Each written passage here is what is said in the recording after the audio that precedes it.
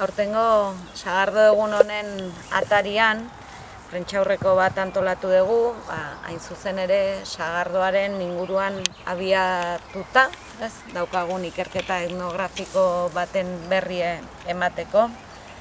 Maiatza badakigu hilabete berezia dela Usurbildarrontzat, hilabete honetan ospatzen dugulako sagardo eguna, hain berezia eta kutxuna dugun eguna.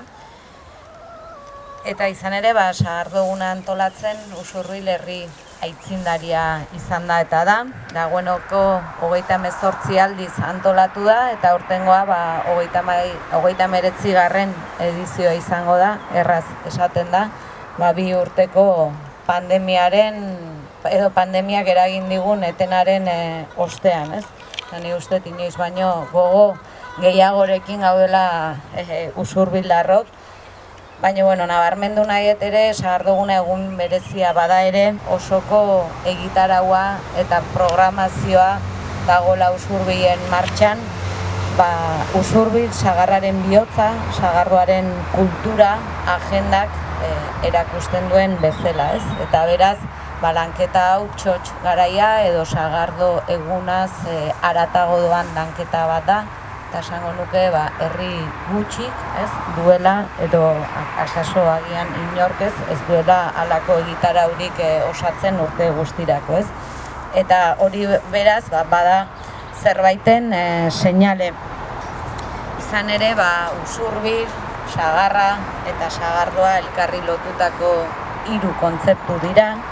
Sagarra eta sagardoa gure bizimoduaren isla eta ardatz direlako eta izan direlako mendeta zehar, eta horregatik dira herri ondare garrantzitsu. Nabarmen ikusten da hori hainbat arlotan, ez? Izan historian, kulturan, nekazaritzan, sorkuntzan, turismoan, ez? Paisaian, oingo paisai honek erakusten digun bezala, garapen ekonomikoan, enpleguan, merkataritzan edo lurralde antolaketan, ez? Atik, esango nuke ere kontzeptu horiek ez direla kontzeptu geldoak, bizi-bizirik dauden kontzeptuak direla, sagardoa eta sagardogintza herri ondare bizia delako, ekinean ari den kontzeptua da. Eta horren lekuko da, ez? Sagarra eta sagardoa ardatz duen jarduera ekonomikoa esate baterako badela gure herriaren jarduera ekonomiko garrantzitsuetako bat. Eta injustu bizi-bizi dagoen ondare hori da, ez? Ikertu nahi deguna, ikuspegi antropologiko batetik ikusi nahi deguna, eta injustu, gaur pixkat ikerketa horren berri eman nahi dugu. Esan dut, sagardo gintza, badela aspaldiko langintza bat Usurbilen, aspalditik datorrela, Usurbildarren eskutik bizi-bizi jarraitzen duen ondarea dela gaur egun. Eta sagardotegi bada horren isla da, ez? Sagarrotegi ditugun herrian, baina horrez gain ere bada nabarmentzekoa, sagardoa etxean egiten duen familia kopurua edo kuadrillak ere, ez? Sagardoa egiteak gauza asko mugitzen ditu bere barruan, harremanak, sagastiak zaintzea, sagarrak ezagutzea, errituak, naturarekin harremana, dastaketa, gustua lantzea, ilusioa, harrotasuna, herri identitatea, eta hau da, ez, hitz bakarrean esan da, edo hitz gutxitan esan da, ez, guzti hori da, ez, sagardoaren bueltan, sagardoaren inguruan sortzen den kultura hori, ez. Eta injustu hori da, ez, interesatzen zaiguna, eta hori da, lan honen bidez ikertu nahiko genukena, ez. Sagardogintzaren historia hori, batzutan historia ez ezagun hori, liburuetan oraindikan idatzirik ez dagoen historia hori, baino belaunaldi berrietara transmisio lan horren bidez, ez, heldu dena garraute, ez. Eta guzti hori erakutsi eta ahotsa eman nahi diogu, eta horretarako zeregin horretan eta lan horretan alboan dudan pertsona, Josu Otzaita, antropologoa arituko da. Lehendik ere antzeko lanak egin izan ditu, berriki berastegin, aritu zea, gaztaren inguruko, gaztak eta gaztagintzaren bultako langintza horrek herrian, nola eragin duen, zer nolako garrantzia izan duen, nola iritsi den gaur arte, eta baita ere lan eta piperraren bultan erabiltu zara Ibarran, baina netzako lan guzti hauetatik nabarmendu nahiko nuken ideia da, ez dela soilik atzera begira egiten dugun lana, bada atzera begira jartzen gara, baina aurrera begira jartzeko, etorkizunari begira jartzeko, eta bueno, hori da ere nabarmendu nahiko nukena, edo nola ere Josuk ere argiago eta azalduko du. Bai, hori da. Gu ibiltzen gara gastronomia jaiak eta turismoa alorrak aztertzen, eta hiru alorra hauek kontuan hartuta, eta sagardoa aztertzeko Usurbil eremu paregabea dela iruditzen zaigu. Usurbil berezia da sagardo mundun, eta nik uste berezia dela, agortzanek esan duen bezala, sagardo kultura hori daukalako, ez? Metodologia kualitatiboa erabiliko dugu, tipat elkarrezketak eta baketa parte hartzailea lan hau burutzeko. Kultura hori deskribatzea izango da helburu, eta agortzanek esan duen bezala, kultura gaur egun Usurbilen sagardo kultura, 2022. Urtean, zer gertatzen nahi dan sagardo kulturan bueltan herrian. Interesatzen zaigu argazki orokorroi aztertzea, eta zer dan sagardo kulturoi, aipatzen den sagardo kulturoi zer dan, deskribatzea. Hala ere, atzera bueltak hamarkada batzuk atzak egingo dugu, eta orduan garaia hartan bai Usurbil referente zen, orduan sagardo industria garrantzitsua zen, Horri Jarramendi eta Maiona eta Eba korregun badau, baina hori bai aztertuko dugu, behintzat bilduko dugu. Eta gero ere bai, garai baten etxetan egiten zen sagardoa eta hori bai jasoko dugu.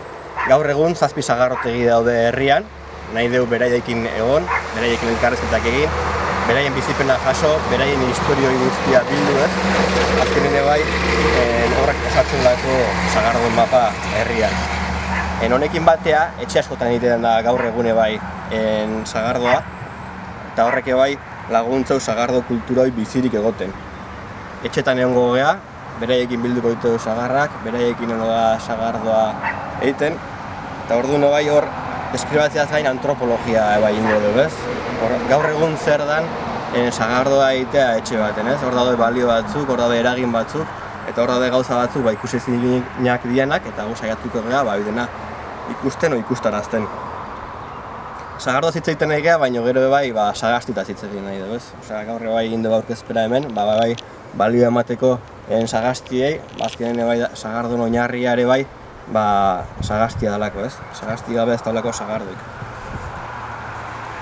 Gero, aipatu bat ere bai, sagardo kultura honetan aipagarriak direla beste eragile batzuk, Hor adibidez dago kooperatiba, kooperatibak makinaria lokaltzeu sagardo daiteko, hor eskaintze ditu hainbat baliabide etxetan sagardo daiteko, eta honek bai eragin du, bideratu du, errestu du jendeak sagardoa egitea etxeetan.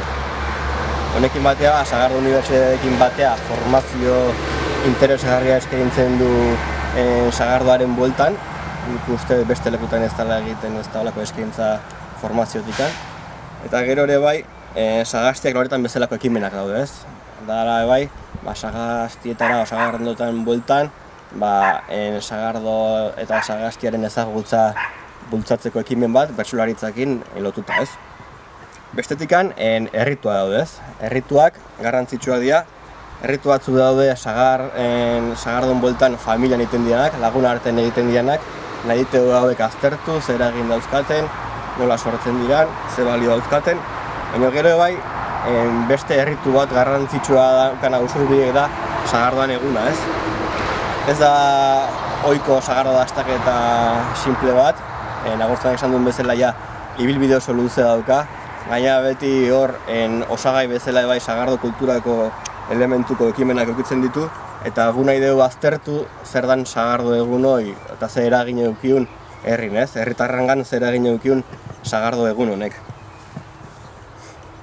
Hau izangoan ere lana, Usurbilgo sagardoen kultura aztertzea, jasitan nago lanean, hainbat elkarrezketa egin ditugu, elkarrezketa hauetatik beste kontaktu batzuk eta agertu dut, nahi nuen aprobetxatu ere bai aurkezpen hau, deialdia egiteko, norbait baldin badauzka Sagastin bueltan edo Sagarrondon bueltan garai bateko kontuk edo baita gaur egungo bizipenakeo, baldin baditu konpartitu nekin harremanetan jartzeko.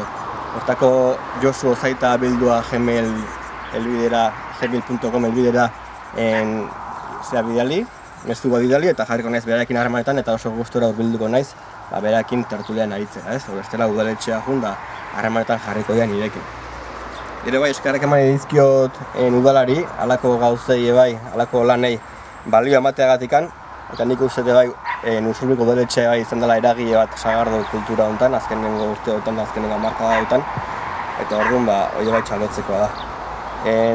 Lana urte bukaran entregatuko dugu, txosten formatoen izango da, eta alare bai nahi dikute bai, etorkizunei behi da gaur egungo azterketa bat izango da, baina etorkizunei behi da ideiak izan daitezkenak edo aplikazioako proposamen batzuk bai garatu.